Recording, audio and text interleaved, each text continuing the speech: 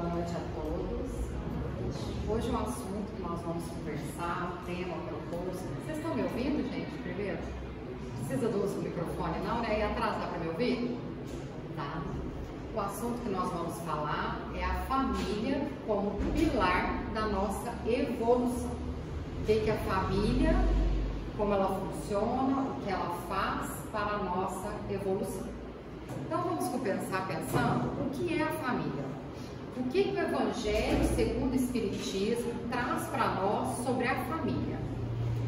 Lá no capítulo 14, item 8, vai falar que nós temos dois tipos de família. Nós temos a família ou parentela corporal e nós temos a família ou parentela espiritual. A família corporal é aquela que se une, que reúne pelos laços corporais. Muitas das vezes por laços de consanguinidade, afetividade, de espíritos simpáticos ou antipáticos. Os espíritos simpáticos na mesma família são aqueles que estão ali aptos a apaziguar. Tem sempre um na nossa família que é melhor de acordo, que traz a calmaria. Mas na maioria das vezes, os espíritos que se reúnem numa mesma família corporal são espíritos antipáticos, que têm algum débito, alguma reparação uns para com os outros. Então eles vêm numa mesma família para ali cumprir os seus projetos de expiar, de expiação e provações. Essas famílias são mais frágeis, porque às vezes com a matéria elas também se extinguem. Já a família espiritual é uma família mais duradoura, é uma família de criaturas que se unem por ideais, comunhão de ideais, que se unem por afinidade, pela simpatia, por semelhança de inclinações. Então essas famílias espiritual, esses espíritos se buscam onde quer que eles estejam. Se uns estão encarnados e os outros não, quem está encarnado mantém o contato com o outro por pensamento e os desencarnados ajudam, oram, velam por aqueles encarnados visando o progresso de ambos. E quando eles desencarnam, eles se reencontram na erraticidade com aquela alegria como se tivessem chegado de uma viagem. Eles se ajudam, se auxiliam no progresso comum. Essa é a nossa família espiritual. Então o Evangelho, segundo o Espiritismo, desse mesmo capítulo, Honrai Pai e Mãe, vai concluir que os verdadeiros laços de família não são os laços da consanguinidade ou da família que se apresenta hoje na matéria, mas são os laços de família espirituais, que prendem o espírito antes, durante e depois das reencarnações. Essa diferenciação de família corporal e família espiritual foi exemplificada também por Jesus. Naquela passagem que está lá em Mateus, capítulo 12, versículos 46 a 50, essa passagem também a gente vê em Lucas e em Marcos, só não vemos no evangelista João. Jesus está falando à turma, à multidão, quando eles chegam até ele e diz: Senhor, sua mãe e seus irmãos estão lá fora, querendo falar contigo. E Jesus se volta à turma, não perdendo nenhuma oportunidade, de ensino, de ensinamento para nós, e pergunta a todos que estavam lá: quem é minha mãe? Quem são meus irmãos? Pois todo aquele que faz a vontade do meu Pai que está no céu, esse é minha mãe e meus irmãos. Então, o que Jesus estava querendo dizer? Em momento algum, Jesus desmereceu a família corporal, terrena, que se apresentava naquele momento em que Jesus esteve aqui encarnado conosco. Mas Jesus ampliou. Jesus mostrou para nós que existe uma família muito maior do que aquela família, pai, mãe, irmãos, porque todos nós que fazemos a vontade de Deus Pai, que está no céu, nós somos irmãos. Então Jesus já exemplificou isso para nós. Ainda, outro exemplo também trazido por Jesus, no momento da sua crucificação, A passagem está registrada em João, capítulo 19, versículo 25 a 27. Quando Jesus está na crucificação, na cruz, entre os dois ladrões, estavam ao pé dele, junto à cruz, Maria, sua mãe, Maria, irmã de sua mãe, Maria de Clopas, e Maria Madalena e o discípulo João. E Jesus, vendo a tristeza, da sua mãe, naquele momento, Jesus olha para ela e fala: mulher, eis aí o teu filho. E fala para João: eis aí a tua mãe. E daquele momento em diante, João a recebera em sua casa e eles viveram realmente como mãe e filho. Tanto que Maria terminou os últimos dias de sua vida terrena na ilha de Éfeso, em Éfeso, cidade de Éfeso, com João, e viveram realmente como uma família. Ou seja, eram espíritos que comungavam dos mesmos ideais, que amavam Deus Pai que estava nos céus. Então era uma família espiritual. Olha como é amplo esse conceito de família, Ele é muito mais do que o que a gente consegue enxergar hoje nessa composição terrena que a gente se apresenta.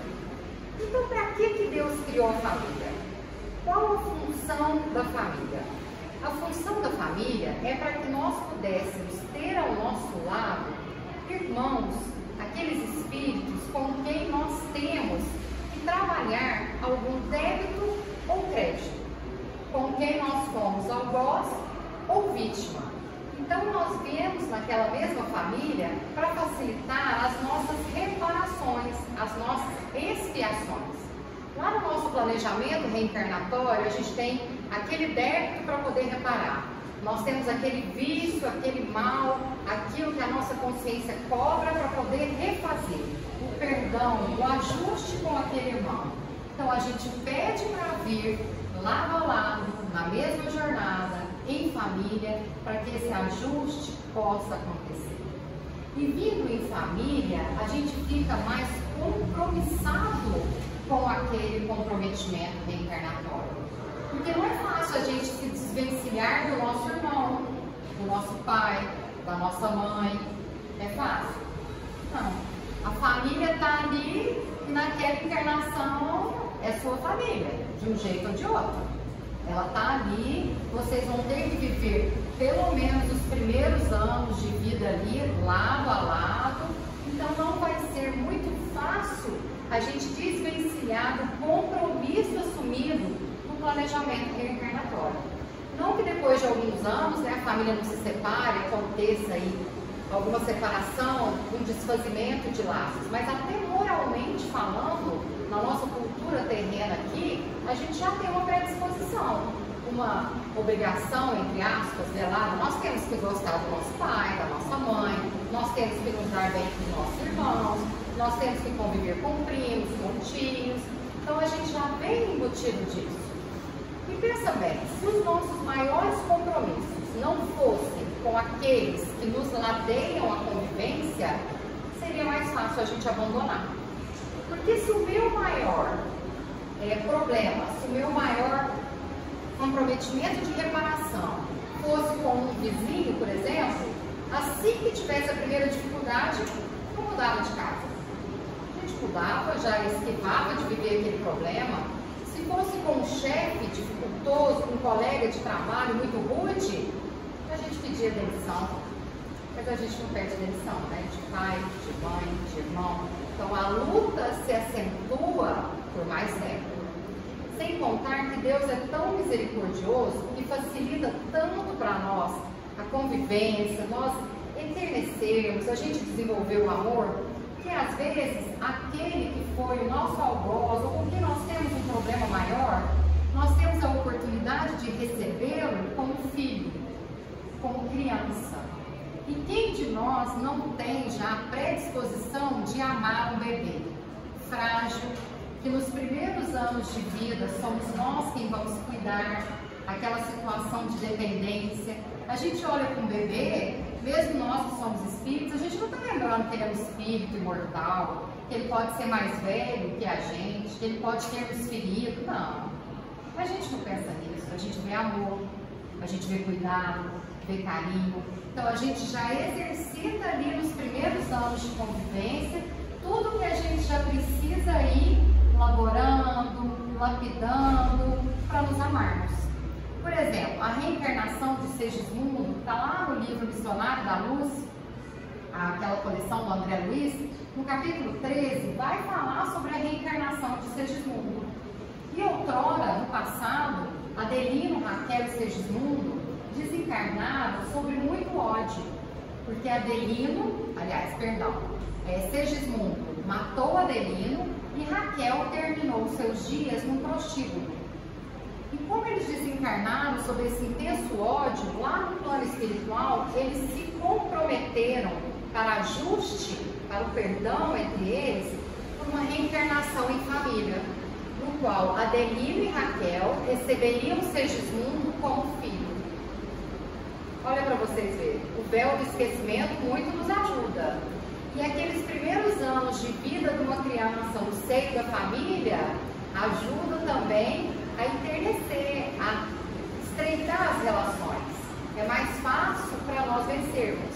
Então sempre existe uma ajuda que vem do plano espiritual, até os planejamentos, tudo é feito de uma forma para que a gente possa cumprir com a nossa missão. Nunca nós estamos sozinhos ou deixamos de receber amparo do alto.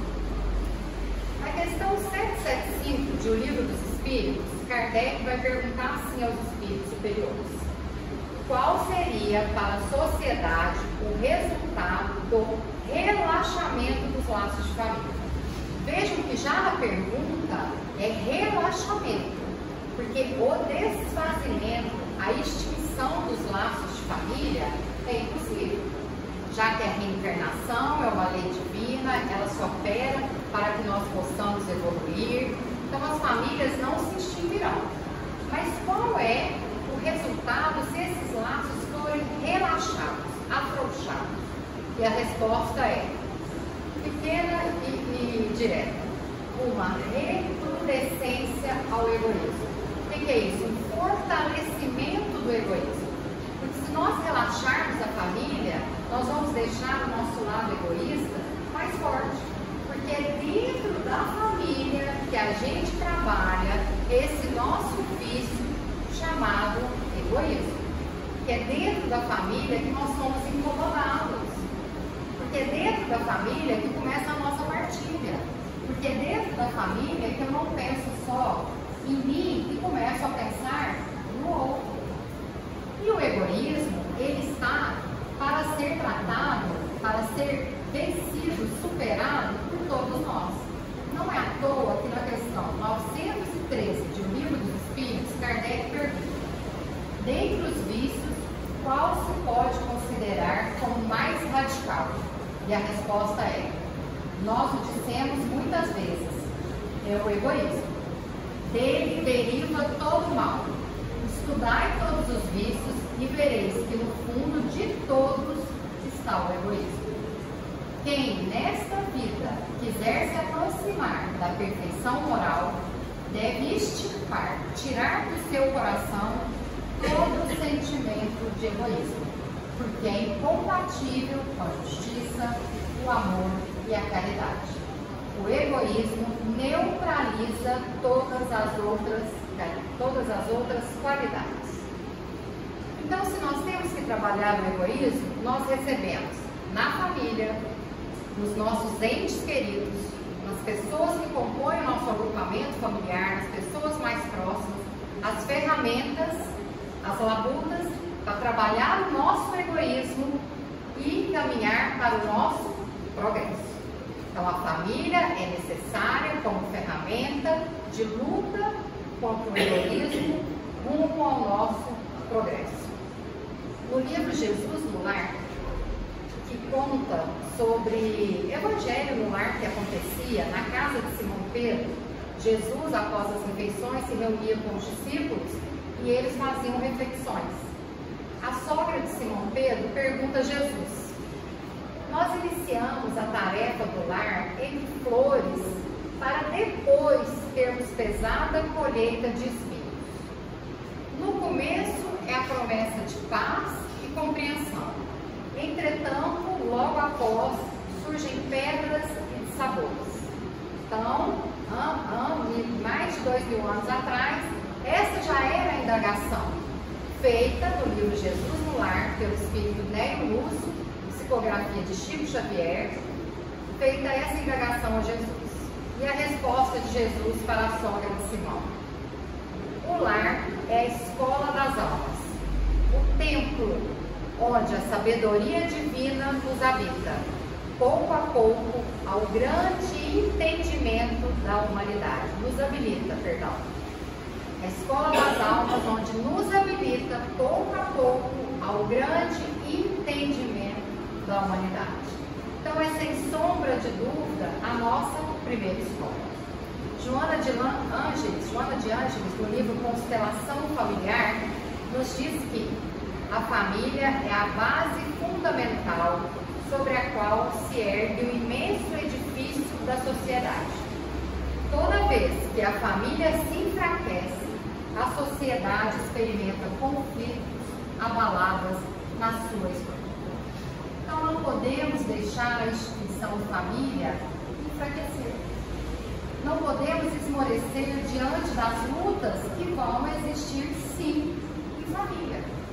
Se nós recebemos em nossa família, na maioria das vezes, espíritos antipáticos, para a função de repararmos com eles, perdoarmos, extirparmos o nosso egoísmo, a convivência não vai ser fácil. Mas desistir não é o caminho. Porque nós aqui não somos, em momento algum, injustiçados. Nós estamos onde deveríamos estar. Essa é a mensagem de Chico Xavier, que eu acho que muitos aqui conhecem. E eu vou fazer a leitura. Nascestes no lar que precisavas. Vestiste o corpo físico que merecias. Moras no melhor lugar que Deus poderia te proporcionar, de acordo com o seu adiantamento. Possuis os recursos financeiros coerentes com as tuas necessidades, nem mais, nem menos, mas o justo para as tuas lutas. Teu ambiente de trabalho é o que elegeste espontaneamente para a tua realização. Teus parentes e amigos são almas que atraístes com tuas próprias afinidades. Portanto, teu destino está constantemente sob teu controle. Tu escolhes, recolhes, eleges, atrais, buscas, expulsas, modificas tudo aquilo que te rodeia a existência. Teus pensamentos e vontades são as chaves de teus atos e atitudes. São a fonte de atração e de repulsão na sua vivência, na sua jornada vivencial. Não reclames, nem te faças de vítimas. Antes de tudo, analisa e observa. A mudança está em tuas mãos. Então, sem sombra de dúvida, nós fomos colocados onde nós precisávamos. Em várias literaturas, especialmente na coleção de André Luiz, a gente vai ver que o nosso planejamento reencarnatório é muito bem trabalhado, muito bem analisado, estruturado, para que nós consigamos alcançar o que planejamos aqui.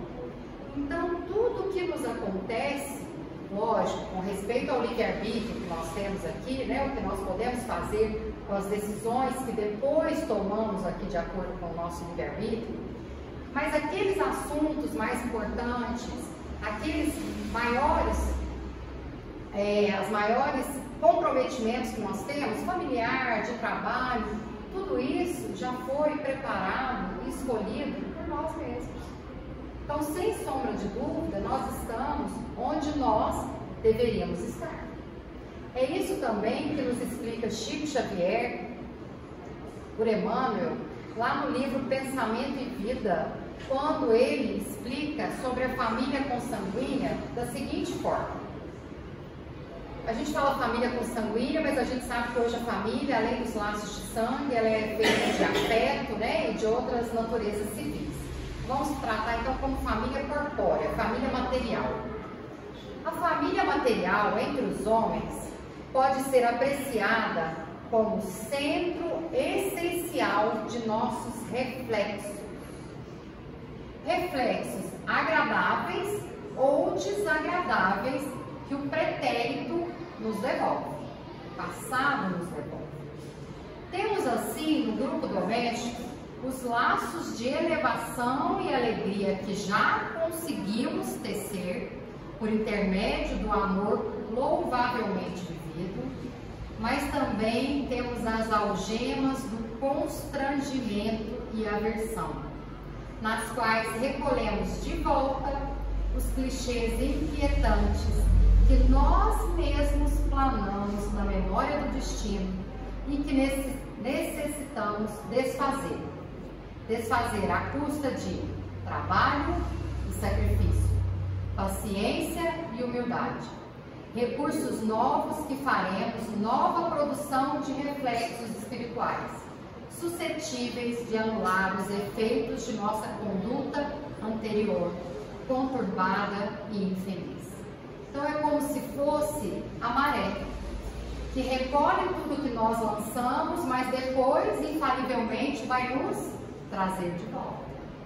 Então a atual encarnação é aquilo que nós lançamos no mundo, no outro, o que nós fizemos, o que nós projetamos, os compromissos que assumimos, as falhas que cometemos, ou então as alegrias que já podemos colher, que nós lançamos e hoje nos é devolvido. Para que possamos com o quê? Com trabalho e sacrifício. Ninguém falou que ia ser fácil. Viver em família não é fácil. Porque se nós temos um vício enorme, um defeito enorme que é o egoísmo para trabalhar, recebemos no núcleo familiar expiações, provações diversas, vai ser fácil evoluir, passar por tudo isso? Não. Mas ninguém disse que não é possível. Ninguém disse que não receberíamos ajuda, porque a todo tempo somos ajudados. E ao contrário do que muito pensamos, ninguém está sozinho. Todo esse contexto visa atender a uma das leis naturais, que é a lei da sociedade. Nós fomos criados para viver em sociedade. Ninguém vive sozinho, ninguém progride sozinho. A família, ela é a base da sociedade. É o primeiro agrupamento no qual somos inseridos. Então, a vida em sociedade, ela é provocativa. A partir do momento que estamos na nossa família, nós já somos provocados, estimulados a nos movimentarmos e adotarmos um comportamento diferente, assumido a partir do outro. Então, nessa família nós temos a provocação de pensarmos, melhorarmos, para vivermos em sociedade. A lei de sociedade é uma lei natural, uma lei divina. Então, o homem foi feito para viver em sociedade. E Deus quis que o homem iniciasse um mundo dentro de casa, representando todo o universo dentro de um lar. Olha como essa frase é forte, gente. Vamos pensar bastante nela. Deus fez o homem para ser um ser social, que iniciasse, para nós iniciarmos dentro de casa, um mundo representando todo o universo dentro de um lar. Então a gente tem muito hábito de falar certas frases prontas assim: o mundo está muito difícil, a humanidade está sem jeito, está perdida. E se a gente passar a pensar no mundo, se ele fosse o nosso lar, como Deus quis que trabalhássemos? Se o mundo hoje fosse o meu lar, o lar de cada um de nós aqui, o mundo ia estar difícil ou o mundo ia estar bom? O que eu estou fazendo então para que o mundo melhore? Como eu estou, cada um de nós estamos trabalhando o nosso lar? Que Jesus pediu que nós iniciássemos um mundo no nosso lar. Então, se o mundo fosse isso, nós estaríamos vivendo num mundo bom ou ruim? Se Jesus quis que amássemos ao próximo como a nós mesmos, nós temos o mandamento, né, máximo resumido por Jesus: amar a Deus sobre todas as coisas e ao próximo como a ti mesmo. E nós estamos encontrando dificuldade em amar aquele próximo que nesta encarnação é nosso viajor conosco, na mesma estação, que está conosco no mesmo vagão. Como que nós vamos chegar a alcançar o amor ao próximo daquele mais distante? Temos que começar em casa. Madre Teresa de Calcutá já dizia: quer mudar o mundo? Vá para a sua casa e ame a sua família.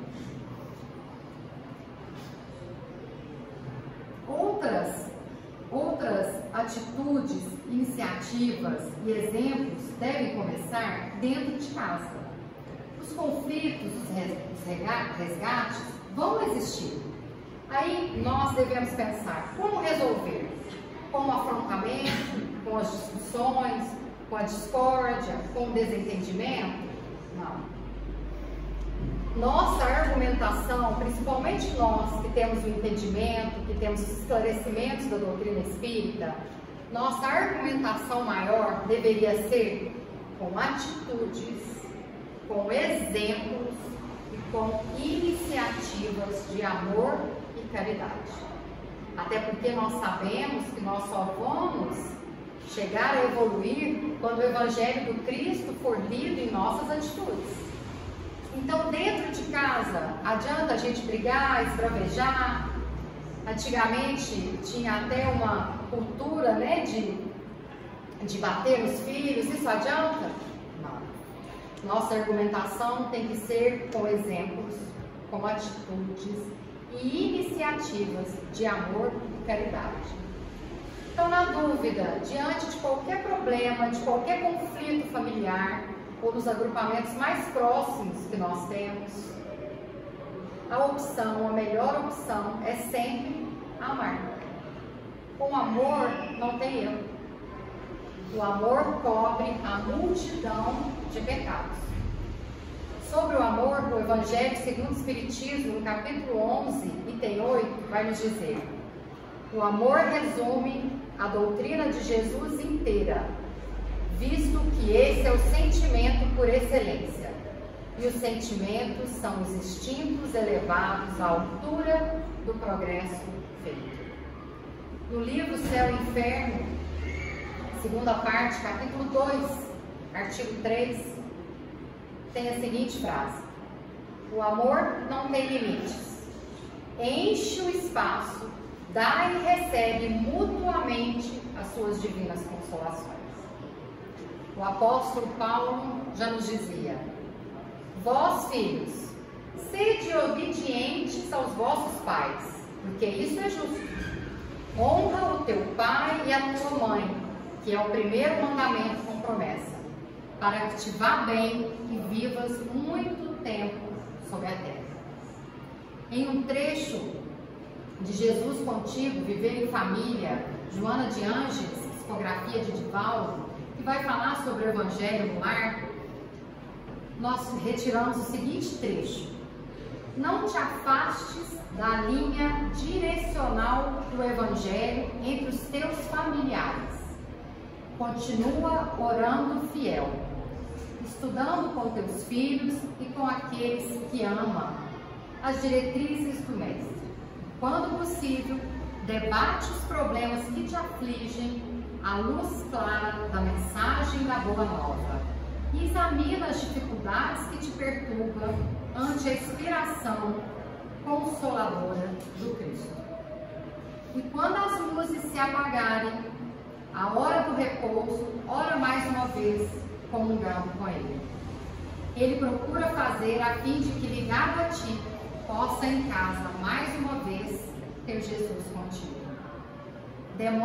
Jesus demora-te no lar que tem oração. Demora-te no lar, porque o divino hóspede aí também vai se demorar. O Evangelho no lar nos ajuda a trabalhar todas essas questões, esses enfrentamentos que nós temos, sim, todos nós temos na nossa família. Quem de nós que vive num mundo de provas e expiações e não passa por problemas, dificuldades, inquietudes na nossa família. Alguns de nós se sentem até deslocados, fora do contexto, mas nós estamos onde deveríamos estar. E nenhum de nós vive sozinho. Então, ainda que a gente não queira estar naquele contexto da nossa família, que nós possamos ir para um outro agrupamento, muitos jovens almejam muito sair de casa e morar às vezes com amigos, ou que nós vamos construir a nossa família, ainda assim estaremos num agrupamento. Ainda assim estaremos entre irmãos, com quem temos que lapidar, trabalhar nossas má tendências e buscar as nossas virtudes. Para encerrar, eu vou trazer aqui para nós um poema de Maria Dolores, por Chico Xavier, intitulado Família e Perdão. Família é o ponto de encontro que a vida em si nos oferta para a conta viva e certa do que se tem a fazer. Às vezes, indica empresas de amor, renúncia e talento. De outras, é pagamento de débitos a vencer. No lar, ressurgem afetos, dedicações incontidas, riquezas em luz de outra vida, no tempo a se recompor. Mas também, dentro de casa, é ódio de outras eras. Abre feridas austeras, reconduzindo ao amor.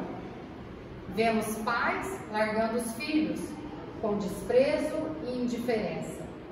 E os filhos, em turba imensa, combatendo os próprios pais. Parentes contra parentes, lembrando aversões em brasa, unidos na mesma casa, sob direitos iguais. Se sofrimento em família é o quadro em que te renovas, tolera fartas e provas, aceitando-as, tais quais são. Não fujas, suporta e avança. Seja tolerância aonde vás. Segurança pede paz, e a paz é a luz do perdão. Que possamos todos nós colocar o amor à frente de todos os problemas, de todo o nosso convívio familiar, do convívio com nossos amigos, no nosso trabalho, na nossa sociedade, e que possamos ter um lar digno do mundo em que queremos. Que possamos fazer o que pediu Cristo, instaurar dentro do nosso lar o mundo que desejamos ter. Que Jesus nos abençoe.